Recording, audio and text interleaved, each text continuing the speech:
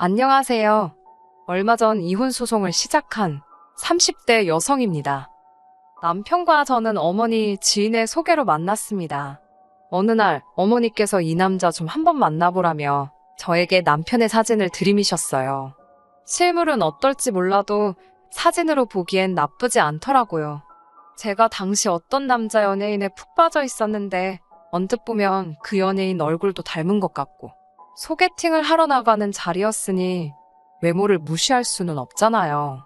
어머니께선 그 밖에도 뭐하는 남자고 어떤 집안이고 여러 가지의 이야기를 하셨지만 그런 건 솔직히 크게 귀담아 듣지는 않았습니다. 잘 될지 안 될지도 모르고 어머니 지인이 주선하는 자리였는데 개차반을 데려다 놓진 않겠지. 단순하게 그렇게 생각했어요. 그렇게 만나게 된 남편은 생각과는 많이 다른 외모를 가지고 있었습니다. 못생겼다는 뜻이 아니라 사진 속 이미지와 달랐지요.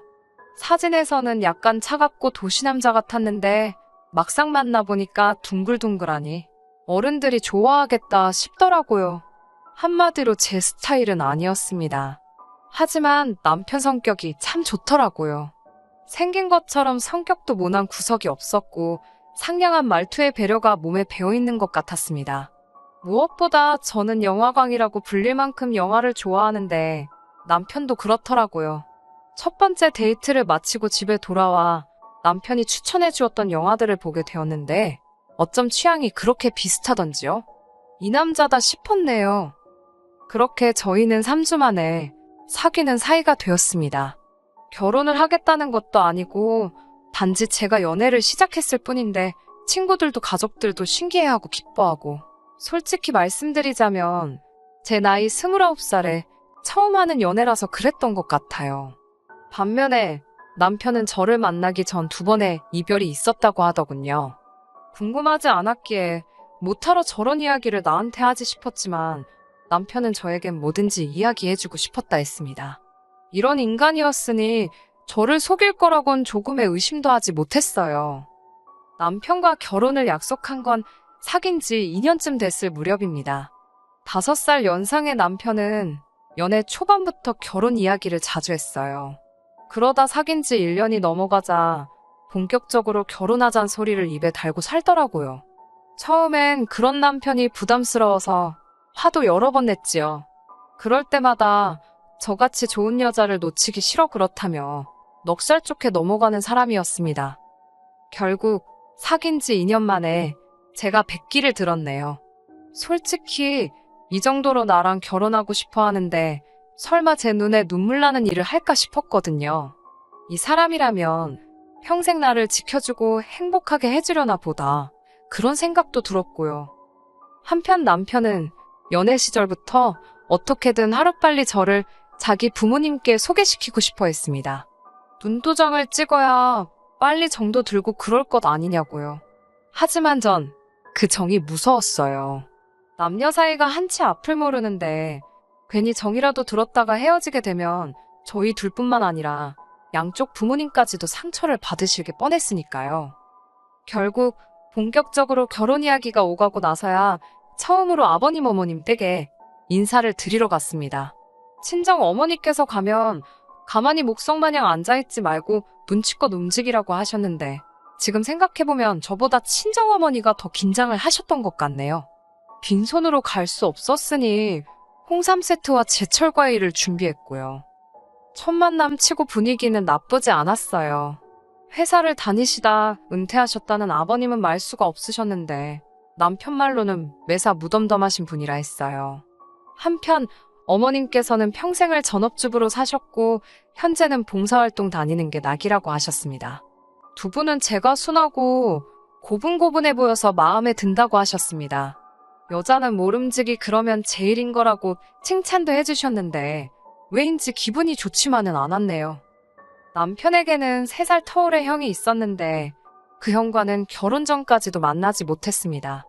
2-3번의 기회가 있긴 했지만 매번 당일날 회사에 일이 생겼다던가 갑자기 급한 일이 생겼다던가의 이유로 취소가 되었거든요.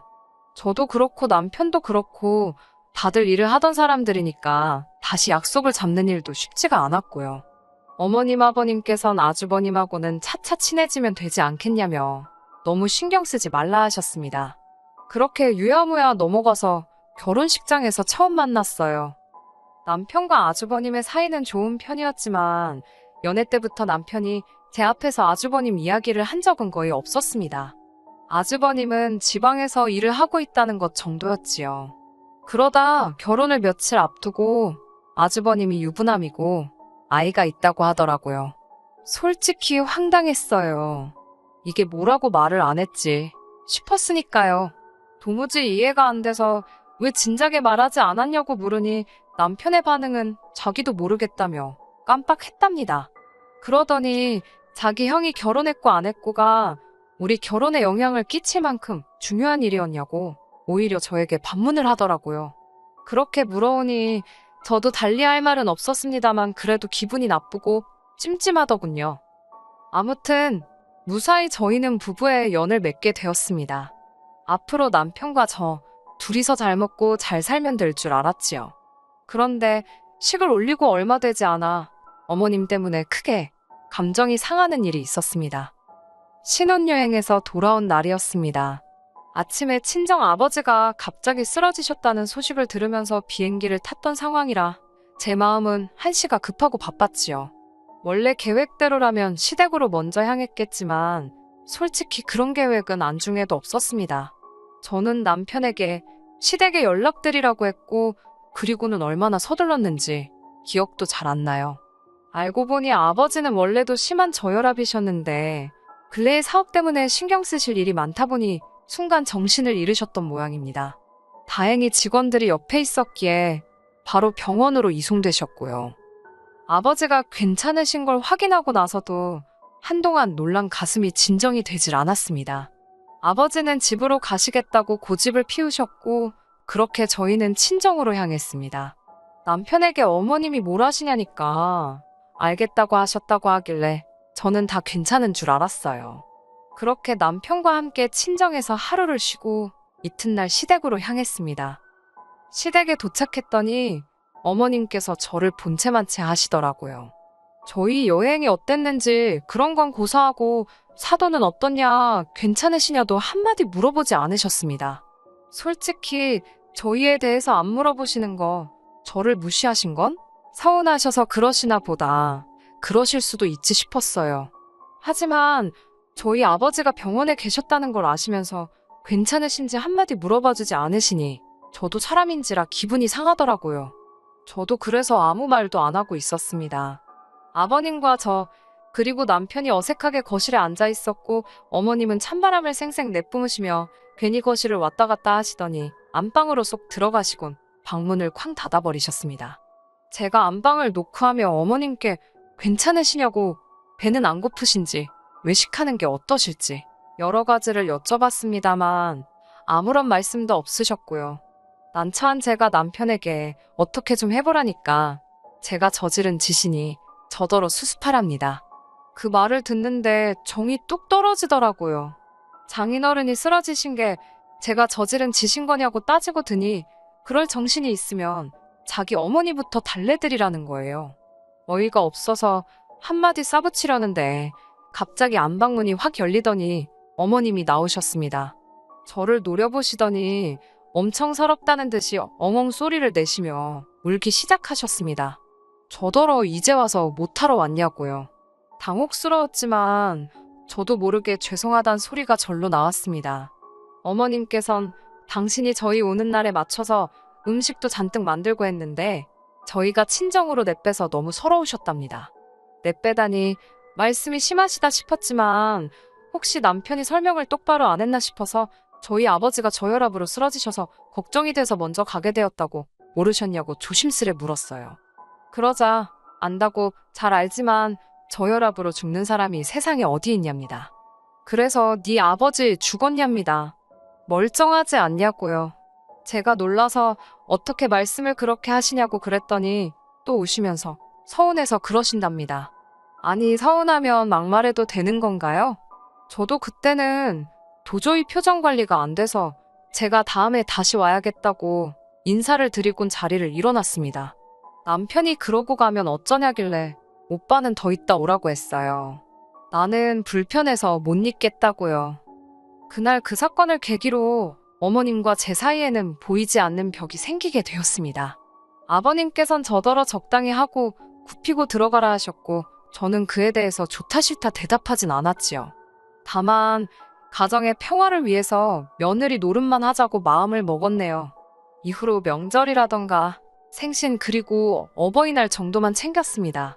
생신상 차려달라 하셔서 차려드리고 용돈 챙겨드렸어요.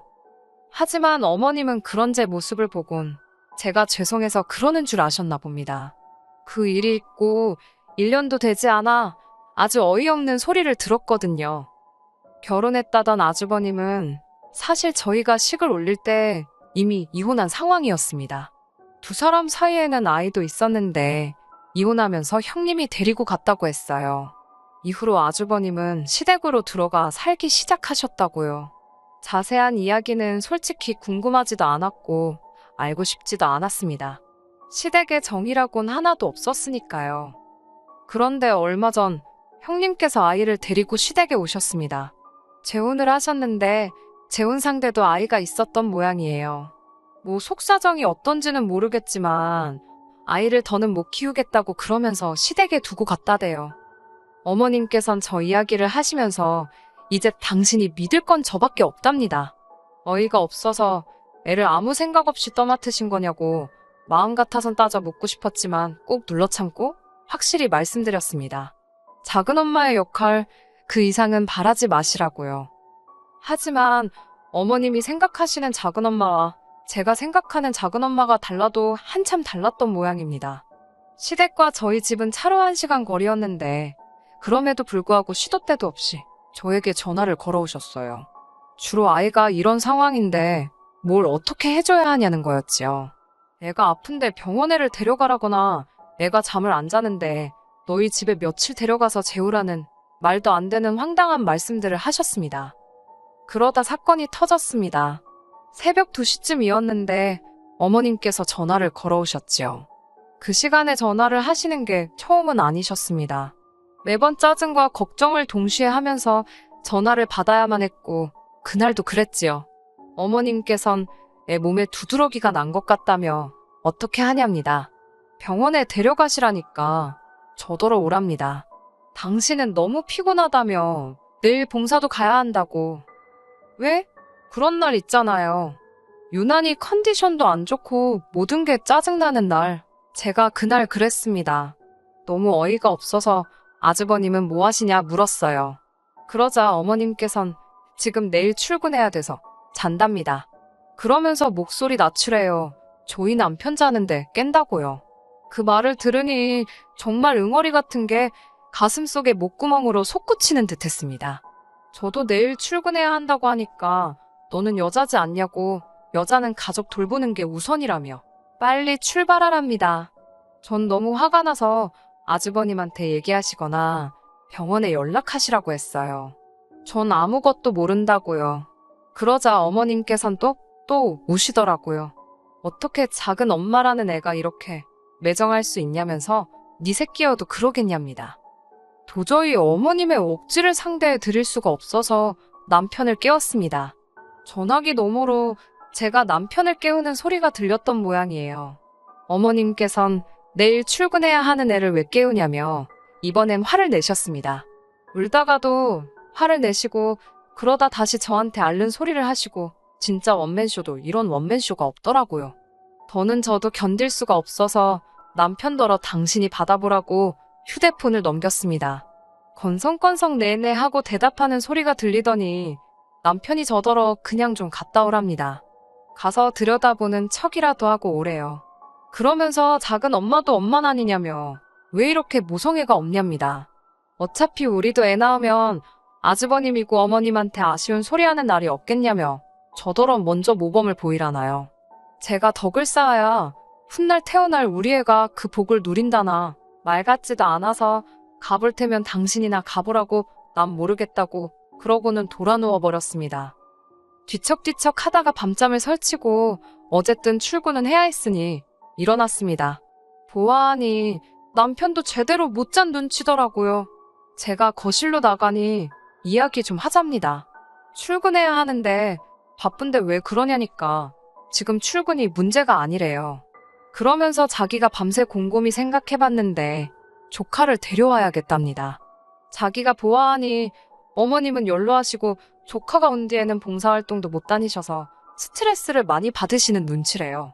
하던 봉사를 안 하니 죄를 짓는 기분이라며 이미 남편에게 하소연도 여러 번 하셨다고요. 저는 속으로 그깟 봉사하지 마시고 손자나 사랑으로 키워주시지 싶었지만 차마 입 밖에 내지는 않았어요. 남편은 저더러 어차피 매번 전화 받고 하는 것도 피곤하지 않냐면서 이참에 우리 애 키우는 예행 연습한다 생각하고 한번 해보자더군요. 제가 싫다고 더 말할 것도 없다고 싫다고 딱 잘라 거절을 했습니다. 그러자 남편은 그럼 자기가 시댁으로 가서 조카를 키우겠다고 당분간 떨어져 지내잡니다. 그러라고 했어요. 생활비도 못 준다길래 그러라고 했지요. 사실 신혼살림 차릴 때 남편이 모아둔 돈이 생각보다 없어서 집 전세금을 제가 혼자 냈거든요. 대신 결혼 생활에 들어가는 생활비는 전적으로 남편이 부담하고 있었고요. 남편 딴에는 자기가 생활비를 안 준다고 하면 제가 크게 쫄기라도 할 줄 알았나 봅니다. 하지만 아무런 상관이 없었어요. 솔직히 생활비라고 받아봤자 제 옷이나 화장품을 사는데 쓰는 돈은 전혀 없었으니까요. 다 관리비에 공과금 내는데 들어갔지. 그러니 뭐 생활비 안 준다고 제가 쫄 게 뭐가 있겠어요? 무엇보다 제가 남편보다 더 잘 벌고 있었는걸요. 제가 너무 순순히 생활비도 필요 없다. 남편이 시댁에 가서 지내겠다고 해도 그러라 하니까 자기도 괜한 말을 했다 싶었나 봅니다. 몇 번이고 저더러 후회 안 하냐고 물었으니까요. 저는 그만 좀 물어보라고 후회 안 한다고 내일 당장 내려가라고 했어요. 대신 서류 정리하고 가라고요. 그때부터는 오히려 주객이 전도되었지요. 남편이 어머님께 이야기를 했는지 어머님까지도 전화를 하셔서는 이제는 조카 문제 때문에 절 찾지 않을 테니 그저 둘이서만 행복하게 지내랍니다. 하지만 이 전화마저도 저는 불편하고 짜증이 났어요. 어머님이 또 누가 뭐라고 한 것도 아닌데 세상 서럽게 우셨으니까요. 어머님께선 당신은 저에게 바라는 게 하나도 없었는데 제가 당신을 너무 밀어낸다며 제가 그렇게 당신을 싫어하니 당신이 사라져 주시겠다나요? 어휴, 막말로 그런 소리도 한두 번이지요. 하도 들어서 인이 박혀 있었으니 시쳇말로 씨알도 안 먹혔지요. 양측이 소년 이야기도 모르시나 한번 읽어드려야 하나 싶을 정도였네요. 더 화가 났던 건 남편은 또 어머님이 그렇게 말씀하신 걸 알고는 너는 시어머니를 뻑하면 울리냐며 진짜 인정머리 없다고 저를 못된 인간 취급을 하더라니까요. 이 꼴 저 꼴 보기는 싫고 그런데 남편은 이혼은 안 하겠다고 어깃장을 놓으니 어쩔 수 없이 제가 이혼 소송을 걸었습니다. 남편이 비협조적으로 나온 덕분에 시간은 좀 걸릴 것 같지만 변호사 말이 저에게 불리할 건 없을 거라고요. 마음 편하게 먹고 잘 지내고만 있으라고 그러대요. 지금까지도 남편에게선 연락이 옵니다. 저더러 아직 애가 없어서 조카 이쁜 줄도 모르는 거고 어머님이 마음이 여려서 그러신 거지 아기는 없다고 여전히 제 입장은 안중에도 없는 그 모습을 보고 이혼의 확신을 갖고 기다리고 있어요. 제 주변 사람들 반응도 양갈래로 나뉘는 편입니다.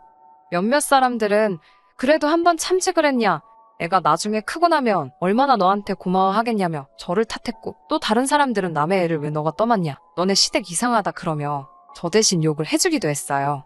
하지만 사실 사람들의 의견이 뭐가 대수겠어요. 중요한 건 제 마음이지요. 앞으로도 한동안 쉬운 시간은 아닐 것 같지만 그동안 해왔던 신경전 모두 내려놓고 제 마음을 돌아보며 지내려고요. 끝까지 들어주셔서 감사합니다. 오늘의 사연은 여기까지입니다. 구독과 좋아요, 알람 설정 부탁드리고 더 좋은 사연으로 다시 찾아뵙겠습니다. 감사합니다.